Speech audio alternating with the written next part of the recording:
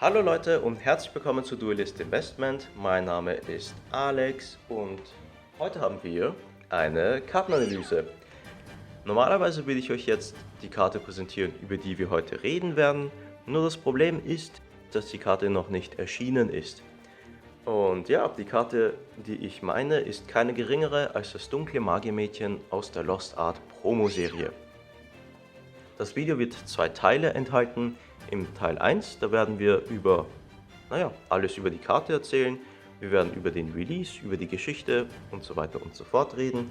Im zweiten Teil, da werden wir mehr über den finanziellen Aspekt sprechen und wir werden die Frage beantworten, ob die Karte Potenzial hat oder nicht. Okay, dann würde ich mal sagen, dass wir gleich mit dem ersten Punkt beginnen, nämlich dem Release. Das dunkle Magiermädchen aus der Lost Art Promo-Serie wird am 1. Oktober 2020 in den Läden erhältlich sein. Was muss man dafür tun? Naja, man muss dafür in den Laden gehen und dort 30 Euro ausgeben. Wenn man 30 Euro ausgibt, dann bekommt man das Magiermädchen kostenlos dazu.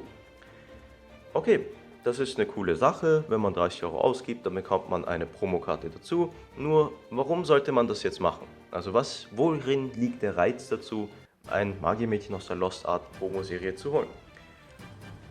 Um das zu erklären, habe ich euch einige meiner Lost Art Promokarten mitgebracht. Und wie wir hier sehen, sehen die Karten ein wenig anders aus. Und zwar sind die Karten tatsächlich die Ersterscheinung von der unzensierten Fassung von den Monstern und der Zauberkarte. Also bei uns wurde ja die Wiedergeburt repräsentiert als so ein komisches Zepter und tatsächlich die unzensierte Version ist ein religiöses Symbol. Bei der Exodia hat man halt den Hintergrund zensiert, weil die einzelnen Spitzen von den Karten repräsentieren ein Pentagramm und das ist natürlich für die europäische und die amerikanische Szene viel zu hardcore. Und ja, das Magiermädchen erscheint dann bei uns erstmalig in einer unzensierten Fassung. Wenn man sogar genau ist, dann gab es nicht einmal eine zensierte Fassung von der Karte. Also die Karte hatte so einen besonderen Status, dass sie bei uns nie erschienen ist. Und jetzt möchte ich euch die Geschichte dahinter erzählen. Im Jahr 2008, da ist in Japan das Yu-Gi-Oh! Anniversary Set erschienen. Und das Yu-Gi-Oh! Anniversary Set besteht aus 9 Karten, die der Macher von Yu-Gi-Oh!, nämlich Kazuki Takahashi, redesigned hat. Er hat einige seiner Monster genommen und dann ein brandneues Artwork verpasst. Eines von den Yu-Gi-Oh! Anniversary Pack Karten, die kennt ihr zu 100%, nämlich mein Profilbild, der blauäugige weiße Drache mit dem Turm-Artwork. Also wie wir hier sehen, mit der Kürzel JP1. Und ja, wie auch immer, die englische Version hatte insgesamt 8 Karten und die japanische Version hatte aber insgesamt 9 Karten. Dreimal dürft ihr raten, welche Karte es nicht geschafft hat, auf Englisch zu kommen, auf Englisch zu erscheinen. Und zwar das dunkle Magiermädchen.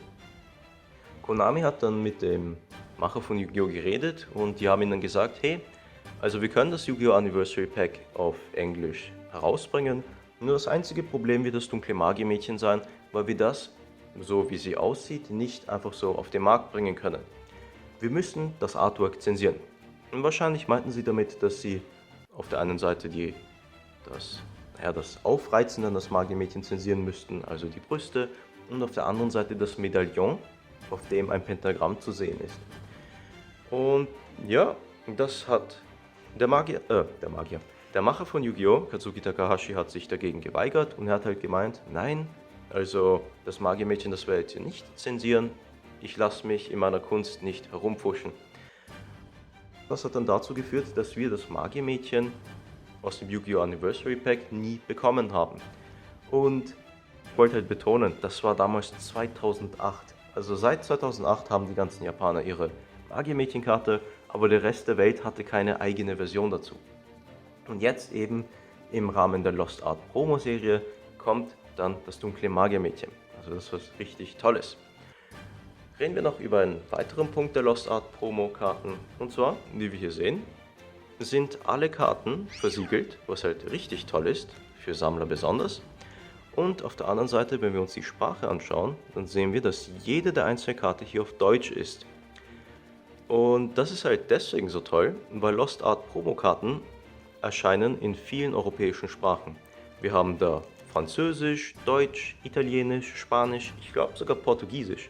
Und das macht das Ganze noch umso besonderer, weil jedes Land bekommt dann seine eigene Sprache. Und das ist halt so individuell ein wenig. Der letzte Punkt, mit dem ich euch noch reden möchte, ist nämlich die Stellung vom dunklen Magiermädchen im Yu-Gi-Oh! Universum. Also das Magiermädchen ist nicht nur einer der nostalgischsten, beliebtesten Monster, die das Yu-Gi-Oh! Universum zu bieten hat.